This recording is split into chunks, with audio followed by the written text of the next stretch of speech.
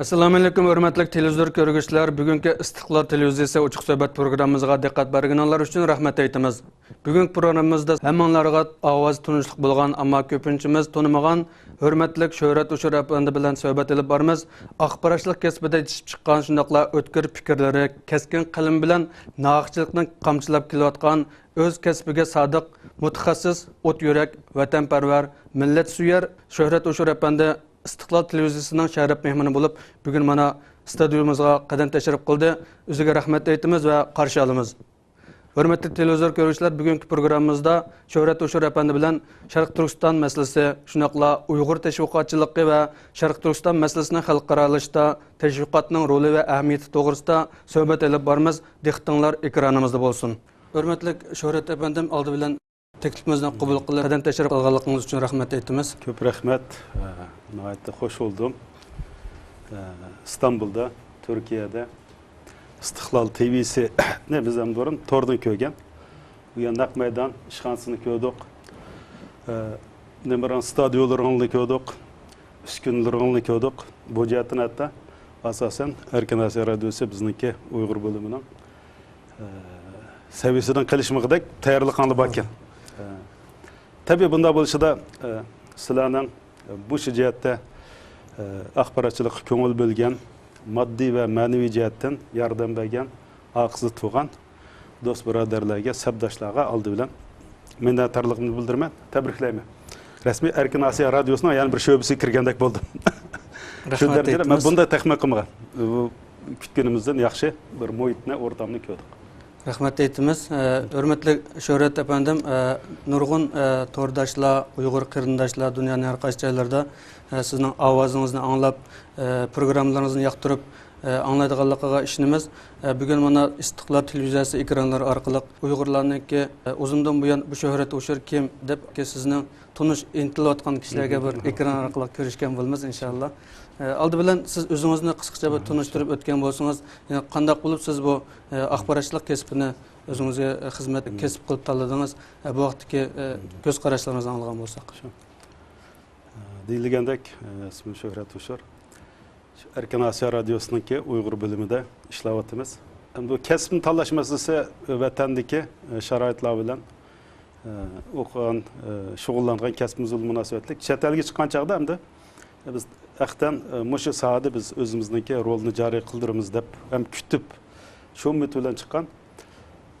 Deslepte Türkiye'ye çıktık, onun Amerika'da bulduk. O çıkıp okşamagan sağladı hizmet kıldık ahırda. Yani şu biz arzu okuyan kesipke, akbaratçılıkka Amerika'da nisip oldu. Şoğulunub kilovatımız.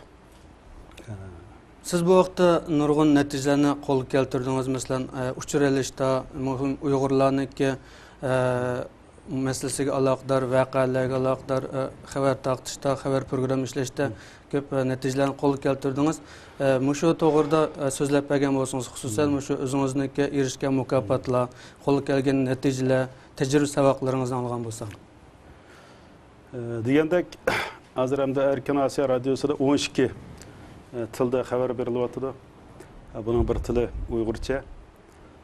Uyg'ur bölümünün xabarlari hozir qadar hamda dunyoda bo'libmi vatan ichidagi voqealarni bo'libmi Xitoy yoshirishga urinayotgan, yoshirishga tirishayotgan voqealarni eng to'g'ri shaklda xabar qilib kelayotgan bölüm bizning Uyg'ur radiosi. Shuning uchun bu jihatdan haqiqatan bir natija bo'ldi. Xalqaro axborot dastlabki vaqtlarda, ya'ni Uyg'ur bölümü ba'zan xabarlarni bergan chaqda bu to'g'rimi, xatomi, rostmi, yolg'onmi deb savol qo'ygan bo'lsa, keyingi yillarda hozir savol qo'ymaydigan bo'ldi. Savol qo'ymaylar, foydalanadigan zot axborot qimmatli bo'lsa, shunday bo'ldi. Ham bu qanday bo'lib, bu natija qanday keldi degan kelsak, birinchi bu yerda rost gapni qilamiz, nima desam, kaynimizda bir davlat bor. Bir davlat bor degan chaqda, ya'ni Amerika hukumati Amerika avazsız milletlerinin bir avazı buluş gerek. Avazını çıkaramayan milletlerinin çok bir axborot çekilmesiga uçurgan milletler için hizmet kıldığan bir programımızga doğru kelganligimiz için. Hazır bizge Uygurlarga bir bu radyonu açtı ve maqsadi Uygurlar radyonun maqsadi şu. Biri çeklengen avazını anlatış sırtka, çekleniyotgan avazını anlaş. Dünyani doğru düşünüş, dünyaga özünü doğru düşündiriş fırsatı beriş. Şuna bu devlet aksıdı boğallık için bir yerde demek çoğumuz hemimizin maaşı 12 adamın maaşı verilip oturuyor. 24 saat vakit verilip oturuyor. Kesfi işlavatımız. Yani bizimki bu işten başka oylaydıgan yani başka işimiz yok.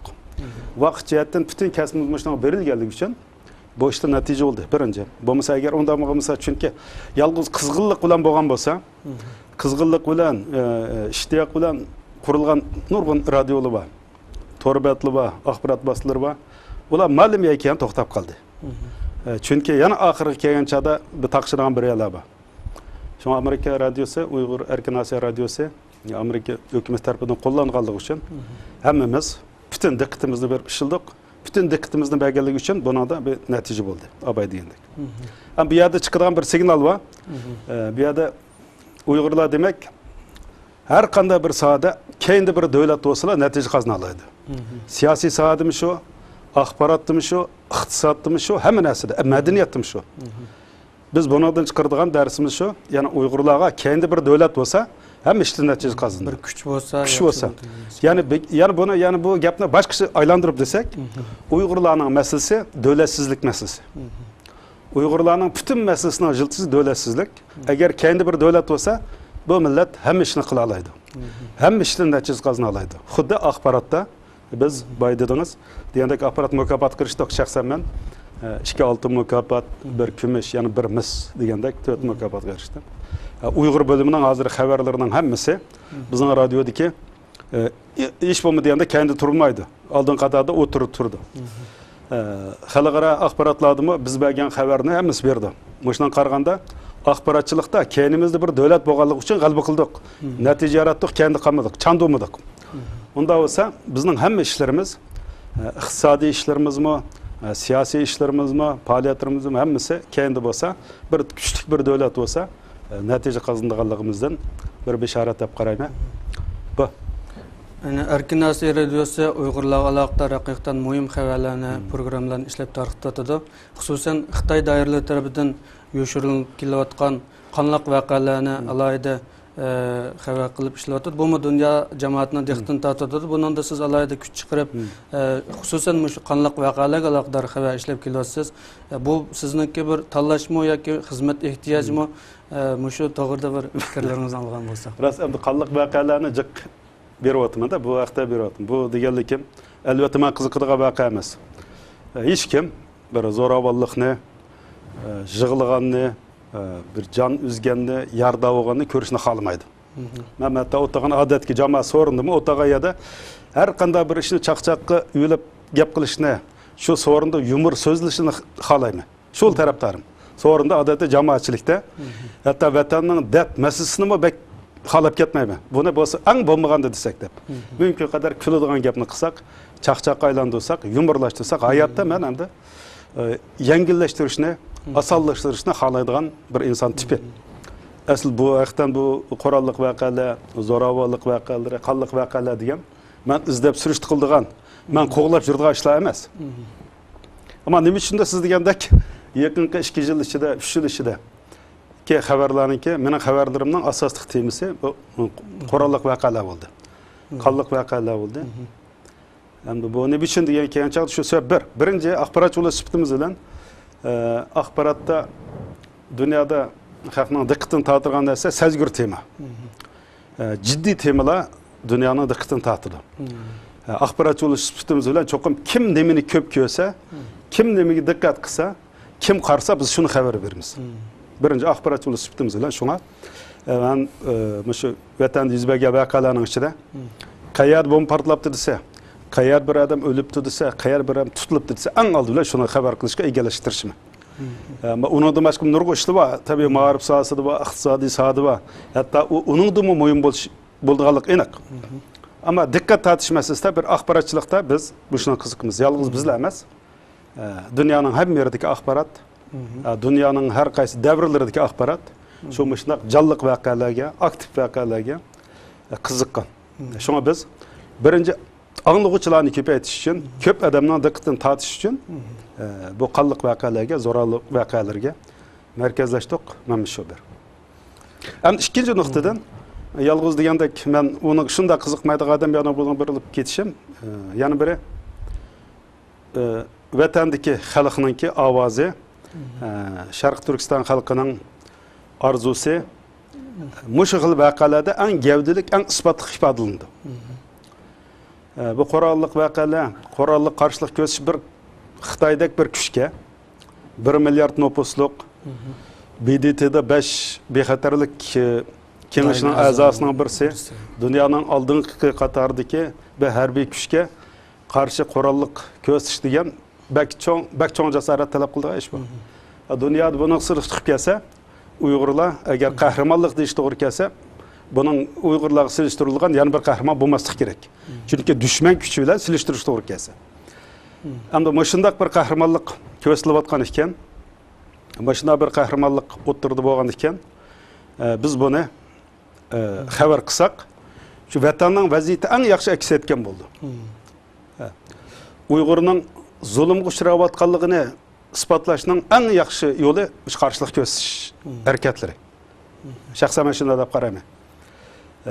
Uyg'urning mustaqillik irodasi, mustaqillik orzusi, mustaqillik orzusidagi qat'iylikni ifodalaydigan eng kuchli paket qarshilik ko'rsatish harakatlari. Boshqa narsa emas. Shuning uchun yana birga buni men qurolliq harakatlarni xabar qilishda, markazlashda buni bir milliy vazifa deb tushundim. Tushunaman. Dedim ben birga bir muxbir bo'lishdan oldi bilan bir inson, undan keyin bir Uyg'ur. Tabii bu ishni qilayotgan chog'da muxbirlik vazifamizni ado qilish bilan birga milliy vazifamizni ado qilishimiz kerak, insoniy vazifamizni ado qilishimiz kerak. Shunga bu ishda vatandagi xalq qarshilik ko'rsatayotgan bolalar shu yerda hayotın bu balaning asosan o'ladiganligini o'zi bildi. Qarshilik ko'rsatish harakatlarining hammasining %100 şu ölüm bilan oxirlashganligini bildi. Dunyoda bunday bir qarshilik ko'rsatish harakati, bunday bir jang yo'q deb qarayman.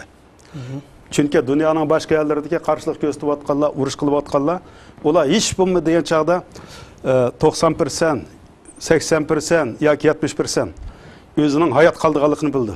Mesela Türkiye'deki harbiy o'zgarishni etsak, shuni qarshi turayotganlar hech bo'lmadi 50% o'zining hayot qoldiganligini bildi. Chunki o'zining askarlar qarshi kelayotgan. To'g'ri, albatta ular o'ziniki nimasini belgilab bo'ladi. Belgilab bo'ladi. Shunga bunaqa qaraganda Uyg'urlarning nimasi %100 o'ldiganligini bildi.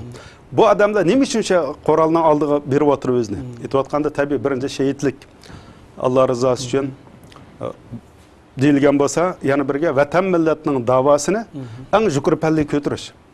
Hech bo'lmadi degan chaqda dunyo jamoatining diqqatini Sharq Turkiston masalasiga, Uyg'ur masalasiga markazlashtirish. Uning jon berishlik maqsadi shu, ikkinchi maqsadi. Biz shu ish bilan Xitoyni qo'llab chiqarib o'tmaydiganligini bildi. Xitoyni yengib o'tmaydiganligini bildi. Bir davatqani biz manda shaklda o'limiz deb dunyoga signal beryapti. Xitoy bizni o'tiryapti. Bizni untinsiz o'tiryapti. Biz untinsiz o'lmaymiz. Biz manda shaklda o'limiz. Hamon o'ladi ekanmiz, onda biz qarshilik ko'rsatib o'limiz degan bir signal bor. Bu harakatlarning birisi. Ikkinchi ona diken öz milletiga bir signal bor. Sen biz tugashdim dema. Biz sening yaramliq avlodlaring, biz sening izingda ajdodlarimizning izida biz bor. Biz davoni, bu mustaqillikni, bu erkinlikni biz davomlashtiramiz.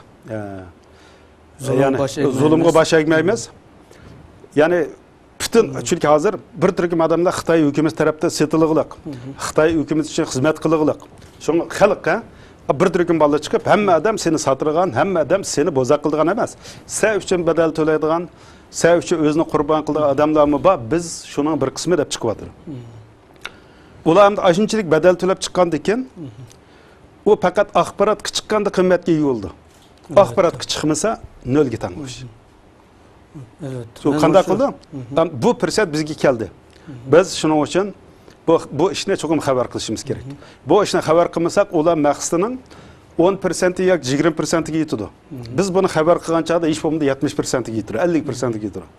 Qolgani hamda dunyoninki ko'ngil bilishi, tashkilotlarning ko'ngil bilishi, buniga diqqat qilishiga bog'liq.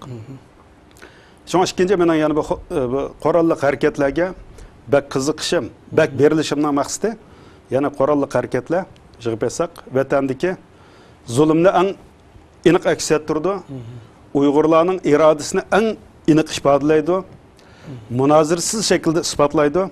Eğer bir millet özünün iradasini, hayatını bedel qilib turib o'tirib qo'yayotgan bo'lsa, unda bu irade, bu arzu talaş tartış qilinmaydigan, savol ketmaydigan arzu degan gap.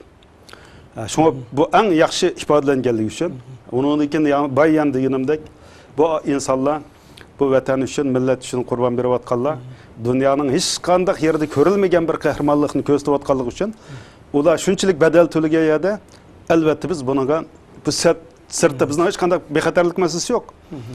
Bu yerda jon bedeli bermaymiz.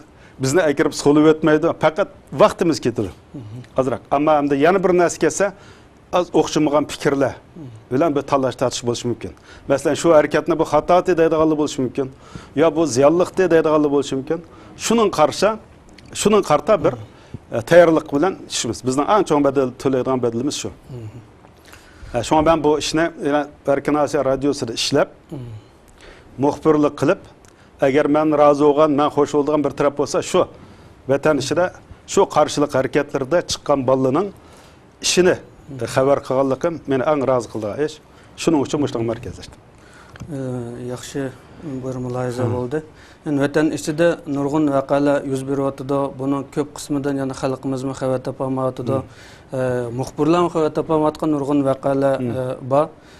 Lekin bunlardan ko'pinchisi yana Xitoy taraf yoshirib, maxfiy tutib kelayotgan bir avval bo'lsa-mu, ba'zilarini Xitoy o'zi oshkorlab e'lon qilyapti demdi. Buningda Xitoy nimani maqsad qilgan sizcha? Men endi mushu yaqinqi 10 yillik emas, yaqinqi 5 yillik Xitoyning ba'zan haqdan xabarlarini bo'lib mushu qoralliq qarshilik hareketlerini aktivlik qilib berdi. Ba'zilarini bermaydi. Ama belgeler öyle vermeyenlerine sana qarsak, beriyotgan 5%, vermeyotgan 95%. Ama bu devlet polisi bilen bu mu Xitoy mu biz ba'zida bak sırlıq bilip bitmez. Hemmini to'g'ri qiladi, hemmini to'g'ri o'ylayoladi deb. Amaliyotda cho'ng davlat bo'lganligi uchun cho'ng davlatning cho'ng masalalari bor. Jiddiy masalalar bor. Jiddiy masala kelganda ularning to'g'ri qaror verolmaydigan, ularning talash tortish bo'ladigan nuqtalari bor. Masalan, bu shu voqealarni bo'lib Sharqiy Turkistonda Uygurlar arasida yüz berayotgan voqeani dunyoga xabar qilish qilmaslik arasida Xitoyning davlat arboblar arasida jiddiy bir talash tortish bor deb qarayman. Buni nima deb qaraymiz? Berilayotgan xabarlik qarab deymiz. Aqtan ba'zi narsani aktiv berdi, ba'zini bermaydi.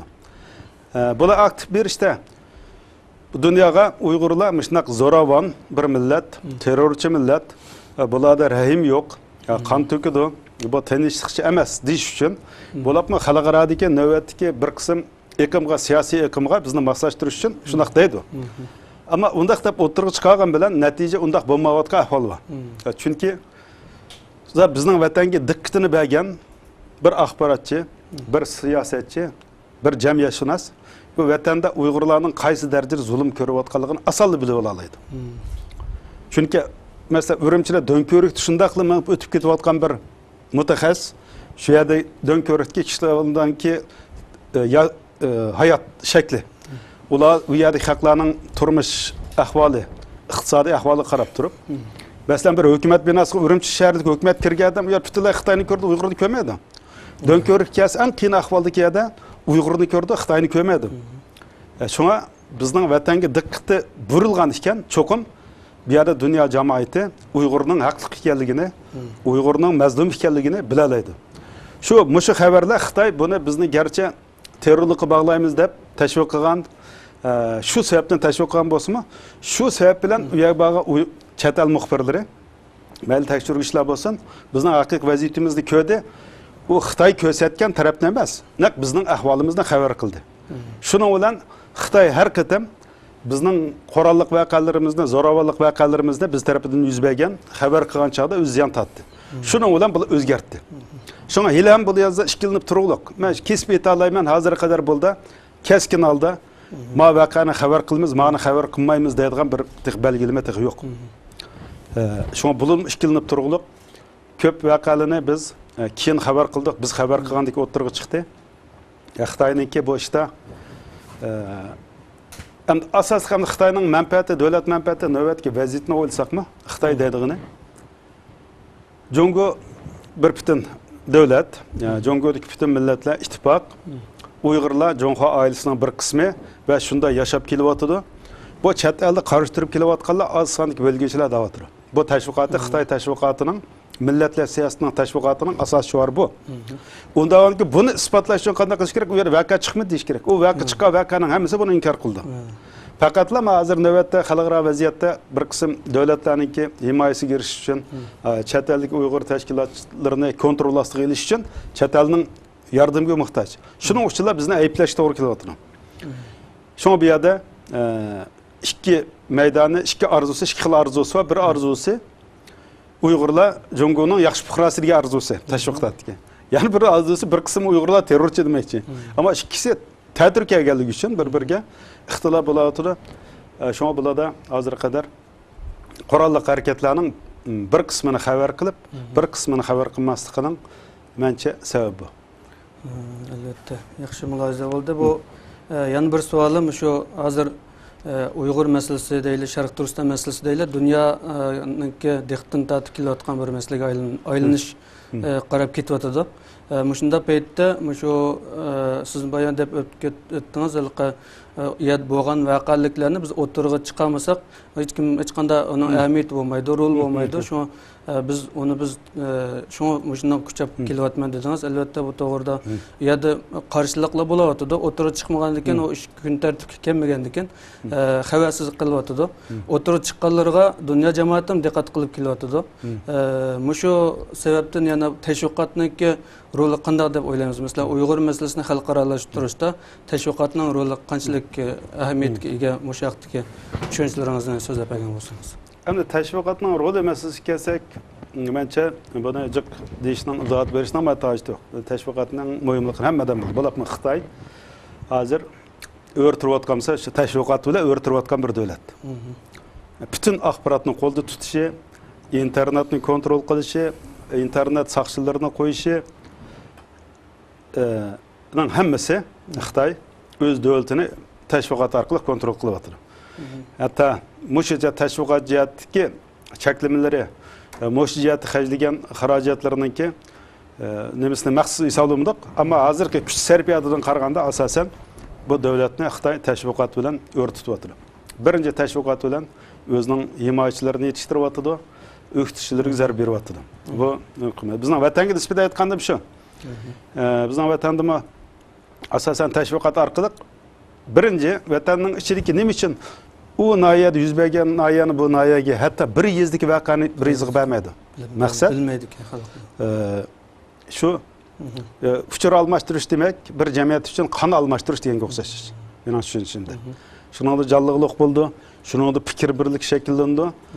Fikr birlik shakllangandan keyin g'oya birlik shakllandi, o'rtaq harakat shakllandi. Fikr almashtirish bo'lmasa bu narsa butunlay cheklandi. Amda tashviqot masalasida nimaga diqqat qilish, nimani muhim deb qarash masalasiga kelsa, men birinchi vatan ishidagi xalqqa tashviqotda ko'rsatgan bir nima bor, chet elga beradigan bir tashviqotimiz bor. Vatan ishidagi tashviqotda tabiiy vatan ishida hozir Xitoy Uyg'ur o'zaro bilishini xohlamayotgan narsalar bor. Uni biz cho'qim bildirishimiz kerakmish. Qurolli harakatlarning qarshilik harakatlarini bular o'z ishidan bilishga chandim cheklaydi. Bizlar qog'iliqdikini postkamdagi bilmaydi, g'uldidikini Qashqardagini bilmaydi. Chunki buni bilsa jasoratlanib ketiradi deydi. Shun bu tür harakatlarda o'ylayman tashviqoti cho'qim vatan ishidagi birinchi o'zaro bilmaydigan narsalarni bildirish. Bir qism ishlar bor. Umumiylik tutqun qilayotgan, umumiylik kesilayotgan Xitoyning zulmining hadidini eshib ketayotganligini bu hammadan biladi. O tarafı var. Şuna vatan işiga tashviq qilganda u ashunda Xitoy o'zi cheklayotgan narsalarni bildirish. Ham tashviqotning g'oyasini nisbatan aytganda albatta Xitoy bu yerda deydigan nima aytsa Uyg'urlarga sen ojiz. Jig'ib aytgan shu da'vatni sen az 1% egallaysan, sen ojiz, sen kuchsiz, sen amaling yo'q. Sen bizning gapimizga kirsang majbur bo'lib tursa, bo'lmasa turmaysan. Maqsaddan hammasi shu. Chet eldeki teşvikat, Uyg'ur qaratgan teşvikat Xitoyning naq shu propagandasini, naq shuni inkor qilish kerak. Sen aciz emas, sen yalğız emas, sen hammaga qodir, yani sen kuchlik, sen bu Xitoydan qutulishga, buning zulmidan qutulishga, buningga zarb berishga qodir deydigan, yani Uyg'ur millatining bu jihatdagi imkonlarini o'zlari bilmagan yoki his qilmagan, to'liq taxmin qilinmagan kuch qudratini his qildirishimiz kerak. Teşvikatning roli bu bo'lish kerak deb qarayman. Shunga vatan ichiga nisbatan bu. Yanchig'incha qilsak, vatan ichiga Uyg'urlarning yolg'iz emasligi, Uyg'urlarning ojiz emasligi, bir qism ojizlikning o'tkinchi ojizlik ekanligi, hamon haqiqatning, adolatning o'rnini bosadiganligi, rol o'ynaydiganligi haqida teşvikat bo'lsa, agar bir g'oya to'g'risi bu. Ham chet elga anglitish masalasi nima desa, hamda bizning ko'pincha do'stlarimiz, bir qism do'stlarimiz yoki bir qism anglag'uvchilarimizningki bir orzusi bor. Mush vatan ichidagi faqat ezilganlar, zulm chekkanlar ko'rsasak, Uyg'urlar zulm chekdi, ezildi deb tashviq qilsak deydi. Yaxshi niyat. Yaxshi orzu. Ammo mening o'yladigim bu yetarli emas. Cho'qim bu Uyg'urlarning zulm chekayotgan, azoblanayotgan millatlar emas, zulm uchun kurash qilayotgan millat ekanligini cho'qim dunyo bilish kerak. Uyg'ur ezilgan, besilgan millatlar emas, vaqti kelgan chaqda uningga qarshilik ko'rsatyotgan, uningga badal to'layotgan, buningdan kimi vaqti kelsa cho'ng badallarni to'lay oladigan millat ekanligini dunyoga tushuntirishimiz kerak. Hozir qadar men agar bir bo'shliq bor deb qarasa, chet el axborotimizda Uyg'urni ezilgan, zulmga uchragan, bichora taraflari ko'p tashviq qilindi. Ama zulüm qarta ko'rsatgan qahramonliklarimiz jiq, to'lagan badallarimiz jiq, bu taraflar o'xshamagan sabablar bilan bak jiq tashviq qilinmoqda. Mencha bu taraflarmi tang tashviq qilinish kerak.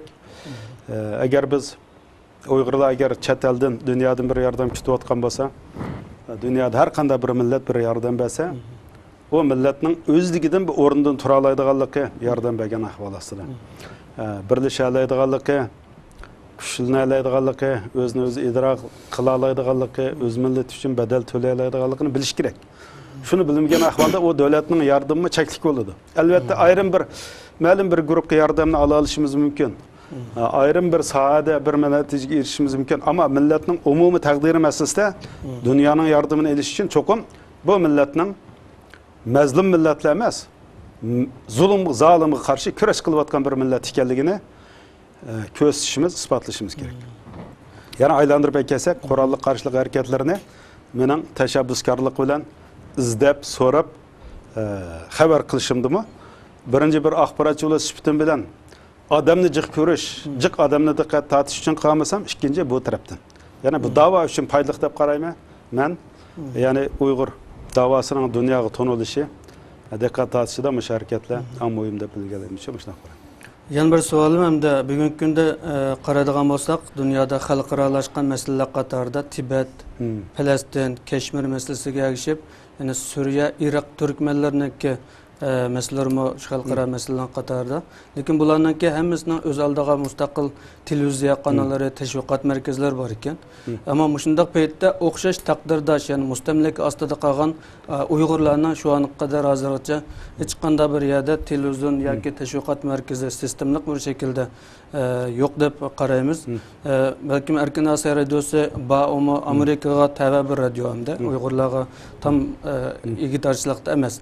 Ya'ni ma'lum ba'zi televizion kanallar chiqayotgan bo'lsa, u sun'iy emra orqali emas, to'g'ri orqali davom qilyotdi. Shundaq paytda yana Uyg'urlarningki bir televizionniki sun'iy emra orqali program tarqatgan bir televizionning bo'lmasligida sabab nimada sizcha? Ya'ni buning uchun Uyg'urlar nima qilish kerak sizcha?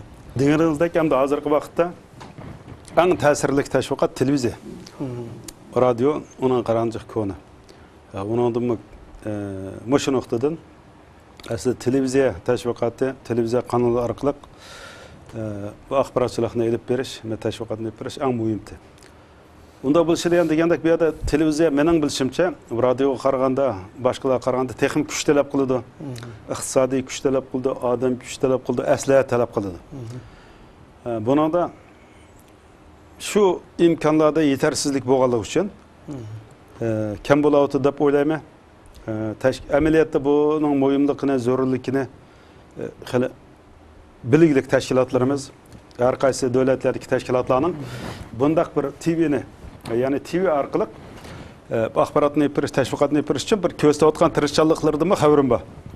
Bazı devletlerden görüşüp atıdı. Yarası görüşüp atkan boşu mümkün ayrımı bula atıdı. Bunun tırışıp atıdı. Ama tehe, ondak bir nas oturuq çıkmadı. Mesela bizden radyoda hazır açıldı program çıktı. Bu açıldı programdan çıkışı mı şu ihtiyacını eskağılık için. Onun aldığı biz mesela siz degендek heptili haberlerini TV arkalık verimiz.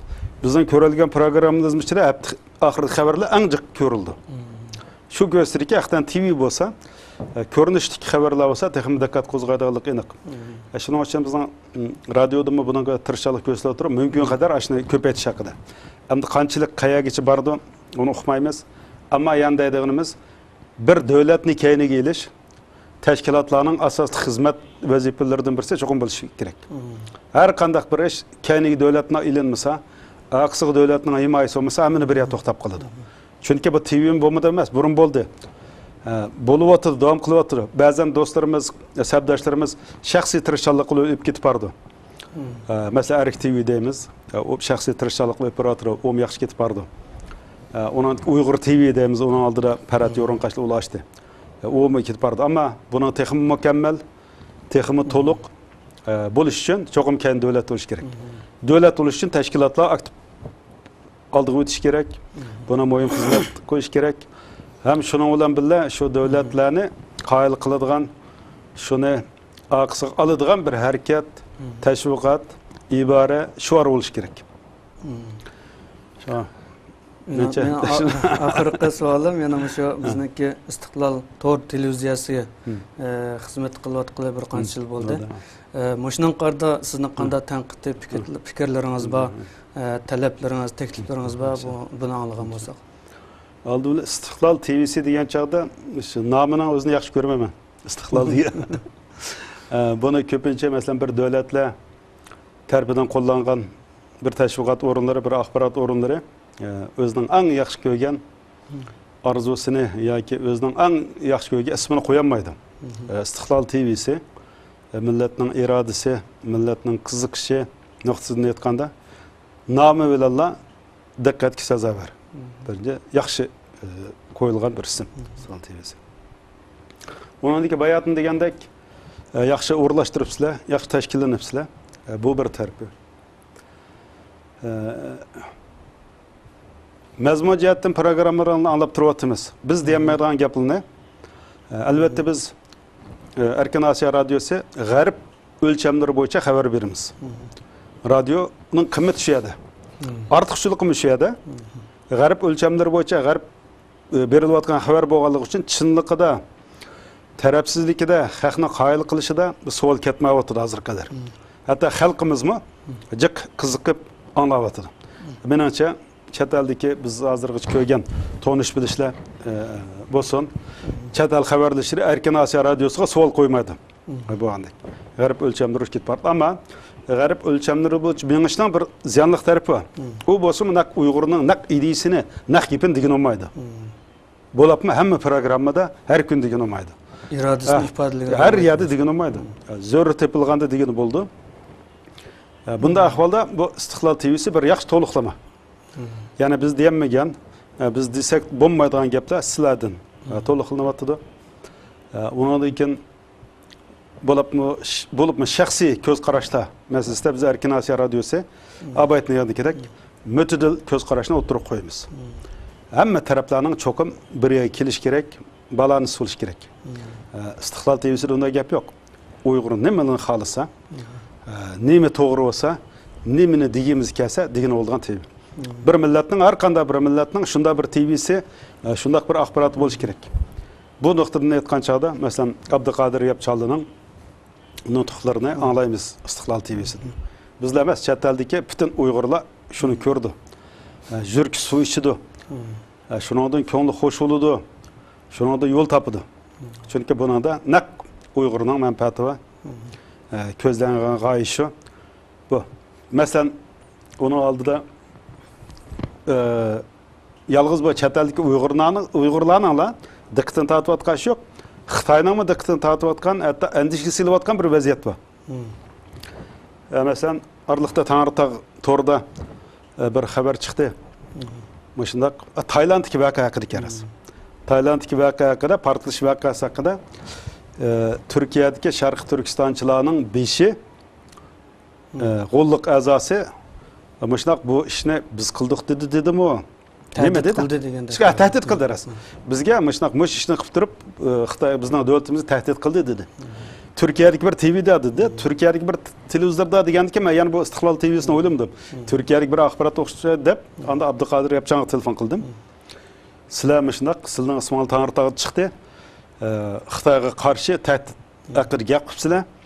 Tanrıtağ torda Xitoyning nurg'un mahbubotlarida berildi. Bütün Xitoy mahbubotlarida berildi.